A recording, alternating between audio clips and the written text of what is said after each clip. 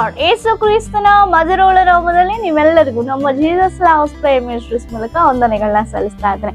ಹೇಗಿದ್ದೀರಿ? ಎಲ್ಲರೂ ಕ್ಷೇಮವಾಗಿದ್ದೀರಿ ಎಂಬುದಾಗಿ ನಂಬಿ ನನ್ನ ಕರ್ತನಿಗೆ ಮಹಿಮೆಯನ್ನು ಸಲ್ಲಿಸಲಾಗಿದೆ. ಹಾಲೆಲೂಯಾ. ದೇವಾದಿ ದೇವರಿಗೆ ಮಹಿಮೆ ಉಂಟಾಗಲಿ.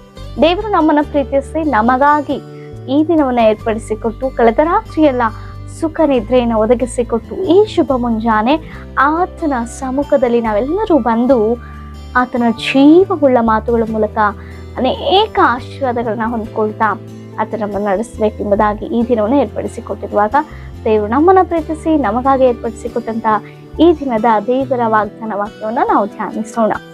ಯೋಬನನು ಬರೆದ ಗ್ರಂಥ 2ನೇ ಅಧ್ಯಾಯ 25ನೇ ವಚನ. ತಿಂದು ಬಿಟ್ಟ ವರುಷಗಳನ್ನು ನಾನು ನಿಮಗೆ ಕಟ್ಟಿಕೊಡುವೆನು.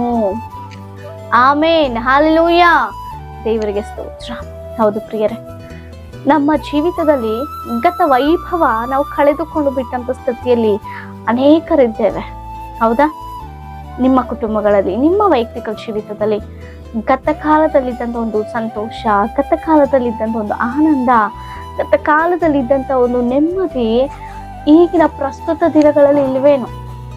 ಅಯ್ಯೋ, ಆಗಲೇ ಚೆನ್ನಾಗಿದ್ವಿ, ಆಗಲೇ ಎಷ್ಟೋ ಅನುಕೂಲವಾಗಿದ್ವಿ, ಯಾಕೀಗಾಯ್ತು ಎಂಬ ಆಲೋಚನೆಗಳು ನಮಗೆ ಬರಬಹುದು. ಆದ್ರೆ ದೇವರು ತಿಳಿಸ್ತಾ ಇದ್ದಾರೆ, ನಮ್ಮ ಸಂತೋಷ ತಿಂದು ಬಿಟ್ಟಂತ ಸ್ಥಿತಿಯಲ್ಲಿದೆಯೇನೋ, ಎಷ್ಟೋ ವರ್ಷಗಳಾಯ್ತೇನೋ ಕುಟುಂಬವಾಗಿ ಸೇರಿ ಸಂತೋಷವಾಗಿ ಆನಂದಿಸಿ ಇರುವಂಥದ್ದು. ಎಷ್ಟೋ ವರ್ಷ ಆಯ್ತೇನೋ ಕುಟುಂಬವಾಗಿ ಸಭೆಗೆ ಹೋಗಿ ದೇವರನ್ನ ಆರಾಧಿಸುವಂಥದ್ದು. ಎಷ್ಟೋ ವರ್ಷಗಳು ಕಳೀತೇನೋ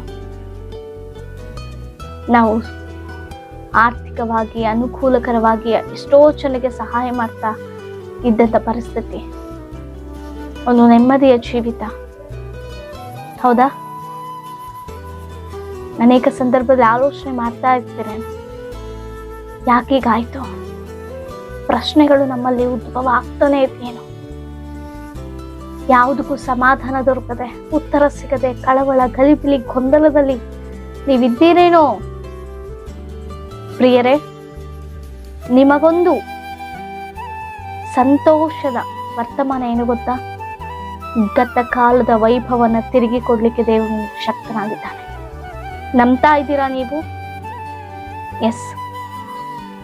ಎಷ್ಟೋ ಜನ ಪ್ರೀತಿಯನ್ನ ಕಳೆದುಕೊಂಡಿದ್ದಂತ ನೀವು ಆ ಪ್ರೀತಿಗೆ ದೂರವಾಗಿ ತಂದೆ ತಾಯಿಯ ಪ್ರೀತಿಯೋ, ಅಣ್ಣ ತಮ್ಮರ ಪ್ರೀತಿಯೋ, ಸ್ನೇಹಿತರ ಒಂದು ಸಹವಾಸವೋ ಆಗ್ಲೇ ಚೆನ್ನಾಗಿರ್ತಿತ್ತು ಅಂತ ಎಷ್ಟೋ ಸಂದರ್ಭದಲ್ಲಿ ನೀವು ಅನ್ಕೊಂಡಿದ್ದೀರಿ. ಹೌದಾ?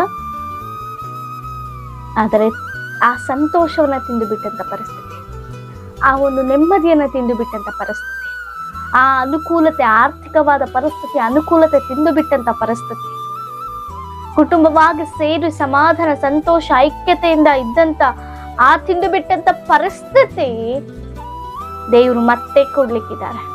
ತಿಂದು ಬಿಟ್ಟಂತ ವರುಷಗಳನ್ನ ದೇವರು ಮತ್ತೆ ಕಟ್ಟಿಕೊಡ್ಲಿಕ್ಕಿದ್ದಾರೆ. ಹಲ್ಲೆಲೂಯಾ, ಆಮೇನ್. ಎಸ್, ನಾವು ಆತನಲ್ಲೇ ಜೀವಿಸುವಾಗ ವೈಭವ, ಗತ ವೈಭವವನ್ನ ದೇವರು ಒದಗಿಸಿಕೊಡ್ತಾರೆ. ನಮ್ಮ ಬದುಕು ತಿಂದು ಬಿಟ್ಟಂತ ಸ್ಥಿತಿ, ಈ ಲೋಕ ಸಂಬಂಧದ ಕಾರ್ಯಗಳು, ಲೋಕದಲ್ಲಿ ನಡೀತಿರುವಂತ ಭಯಂಕರವಾದ ಪರಿಸ್ಥಿತಿಗಳಲ್ಲಿ ನಾವು ಸಿಲುಕಿಕೊಂಡು ನಮ್ಮ ಜೀವಿತದಲ್ಲಿ ಎಷ್ಟೋ ಆಶೀರ್ವಾದ ಕಳೆದುಕೊಂಡಿರ್ಬೋದೇ. ಆಮೇನ್, ಹಾಲೆಲೂಯಾ. ಆದರೆ ದೇವರು ನಮ್ಮನ್ನ ದೃಷ್ಟಿಸಿ ನೋಡ್ತಾ ಇದ್ದಾರೆ. ನಿನ್ನ ಜೀವಿತ ಬದಲಾಯಿಸ್ಲಿಕ್ಕೆ ಶಕ್ತನಾದಂತ ದೇವರು. ಎಷ್ಟೋ ಜನರು ವಿವಾಹವಾದ ಮೇಲೆ, ಆಗಲೇ ವಿವಾಹಕ್ಕಿಂತ ಮುಂಚೆನೇ ನನ್ನ ಬದುಕು ಚೆನ್ನಾಗಿತ್ತು. ಹೌದಾ? ವಿವಾಹ ಆದ್ಮೇಲೆ ಯಾಕೆ ಪರಿಸ್ಥಿತಿ ಎದುರಾಯ್ತು? ಅಯ್ಯೋ, ಆಗ ನನಗೆ ಆ ಉದ್ಯೋಗ ಇದ್ದಾಗಲೇ ನನ್ನ ಎಷ್ಟೋ ಅನುಕೂಲವಾಗಿತ್ತು, ಈಗ ನನ್ನ ಪರಿಸ್ಥಿತಿ ನನ್ನ ಕೈ ಜಾರಿ ಹೋಗಿದೆ, ಏನ್ ಮಾಡ್ಬೇಕು ತೋಚ್ತಾ ಇಲ್ಲ ಅನ್ನುವಂಥ ಸ್ಥಿತಿಯಲ್ಲಿ ಅನೇಕರು ಇರ್ಬೋದು. ಒಬ್ಬೊಬ್ಬರ ಜೀವಿತದಲ್ಲಿ ಒಂದೊಂದು ರೀತಿಯ ಅನುಭವ. ಆಗಲೇ ಚೆನ್ನಾಗಿರ್ತಿತ್ತು. ಹೌದಾ? ನಿಮ್ಮೇನೇ ಪರಿಸ್ಥಿತಿಗಳು ನಿಮಗೆ ವ್ಯತ್ಯಾಸಕರವಾಗಿರ್ಬೋದು, ನಿಮಗೆ ವಿರುದ್ಧವಾಗಿರಬಹುದು, ಆದರೆ ಉನ್ನತನಾದಂಥ ದೇವರು ನಿಮ್ಮನ್ನ ನೋಡ್ತಾ ಇದ್ದಾರೆ. ನಿಮ್ಮ ಎಲ್ಲಾ ಪರಿಸ್ಥಿತಿಗಳು ಆತನಿಗೆ ಗೊತ್ತು, ಮನುಷ್ಯರಿಗೆ ಗೊತ್ತಾಗದೇ ಇರ್ಬೋದು. ಆಮೇನ್. ಮಕ್ಕಳ ಕುರಿತು ಕೂಡ ನೀವು ಆಲೋಚನೆ ಮಾಡಬಹುದು. ಅಯ್ಯೋ ನನ್ನ ಮಗ ಆಗ ಅಷ್ಟು ಚೆನ್ನಾಗಿದ್ದ, ಎಷ್ಟು ಬುದ್ಧಿವಂತ ಅನ್ಕೊಂಡಿದ್ವಿ, ಬರ್ತಾ ಬರ್ತಾ ಈ ರೀತಿಯಾಗಿ ತಯಾರಾದ್ನಲ್ಲ, ಇವನಲ್ಲಿ ಯಾವಾಗ ಬದಲಾವಣೆ, ನನ್ನ ಮಗಳಲ್ಲಿ ಯಾವಾಗ ಒಂದು ಬದಲಾವಣೆ ಬರುತ್ತೆ. ಎಷ್ಟೋ ನಂಬಿದ್ದೆ ನನ್ನ ಮಗ ಬುದ್ಧಿವಂತ ಎಂಬುದಾಗಿ ನೆನೆಸಿದ್ದೆ, ಆಗಲ್ಲ ಎಷ್ಟೋ ಚೆನ್ನಾಗಿದ್ದ.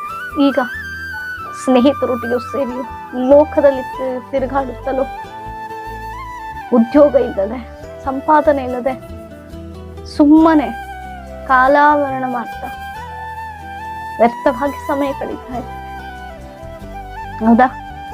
ಆಲೋಚಿಸಿದ್ದ ನಿಮ್ಮ ಮಕ್ಕಳ ಕುರಿತು ನಿಮ್ಮ ಏನೇ ಪರಿಸ್ಥಿತಿಗಳು ನಿಮಗೆ ಅನಾನುಕೂಲವಾಗಿದ್ರು, ನಿಮ್ಮ ಸಂತೋಷ, ನಿಮ್ಮ ಸಮಾಧಾನ, ನಿಮ್ಮ ನೆಮ್ಮದಿ, ನಿಮ್ಮ ಆನಂದ, ನಿಮ್ಮ ಅನುಕೂಲತೆ ಎಲ್ಲವೂ ತಿಂದು ಬಿಟ್ಟಂತ ಸ್ಥಿತಿಯಲ್ಲಿ, ದುಃಖದಲ್ಲಿ, ವೇದನೆಯಲ್ಲಿ, ನಷ್ಟದಲ್ಲಿ ನೀವು ಜೀವಿಸ್ತಾ ಇದ್ದಾಗ್ಯೂ ದೇವರು ಅದೆಲ್ಲದಿಂದ ಬಿಡಿಸ್ಲಿಕ್ಕೆ ಶಕ್ತನಾಗಿದ್ದಾನೆ. ತಿಂದು ಬಿಟ್ಟಂತ ವರ್ಷಗಳನ್ನ ಕಟ್ಟಿಕೊಡ್ಲಿಕ್ಕೆ ಆತನು ಶಕ್ತನಾಗಿದ್ದಾನೆ. ಆಮೇನ್.